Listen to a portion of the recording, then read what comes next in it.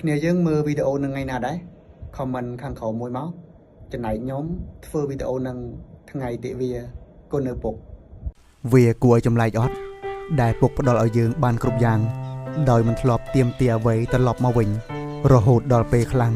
យើងមិនបានចាប់អារម្មណ៍ផងថាគាត់ផ្ដល់ឲ្យតែមិនធ្លាប់ទទួលបាន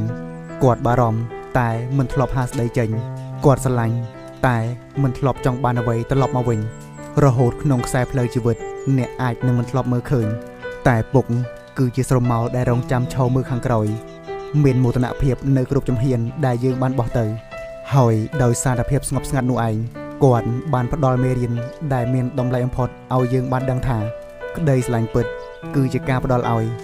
ដោយមិនសង្ឃឹមអ្វីតបស្នងព្រោះតែអ្វីតែមួយគត់ដែលពុកចង់ឃើញវាមិនមែនជាកាដូមិនមែនជាការកោតសរសើរតែគឺជាការដែលបានឃើញយើងរីកចម្រើននិងអភិវឌ្ឍខ្លួនទៅផ្លូវដែលយើងស្រមៃចង់បានគ្រប់ជំហានដែលយើងដើរចូលទៅក្បែរជីវិតដែលយើងត្រូវការគឺជាពាក្យអរគុណដែលលឺបំផុតដែលយើងធ្លាប់ផ្ដល់ឲ្យគាត់ហើយនៅថ្ងៃមួយនៅពេលដែលយើងងាកទៅមើលវិញយើងនឹងបានឃើញថាជីវិតរបស់យើងទាំងមូលត្រូវបានឡោមព័ទ្ធដោយក្តីស្រឡាញ់ដ៏សែនស្ងៀមស្ងាត់របស់ពុកព្រោះតែក្នុងនាមជាឪពុកគឺទាំងអស់នេះហើយក្តីស្រឡាញ់ដែលគ្មានលក្ខខណ្ឌផ្ដល់ឲ្យបានដោយសេរី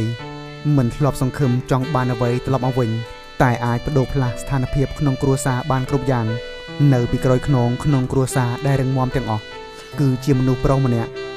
ដែលប្រើទាំងជីវិតដើម្បីផ្ដល់ឲ្យដោយមិនចាំបាច់សុំបីតែម្ដងហើយមនុស្សប្រុសម្នាក់នោះស័ក្តិសមនឹងឲ្យយើងមើលឃើញស័ក្តិសមនឹងទទួលបានតម្លៃស័ក្តិសមនឹងទទួលបានក្តីស្រឡាញ់មិនមែនព្រោះតែទង្វើដែលគាត់បានធ្វើទៅនោះទេតែវាគឺជាអត្តសញ្ញាណពិតរបស់គាត់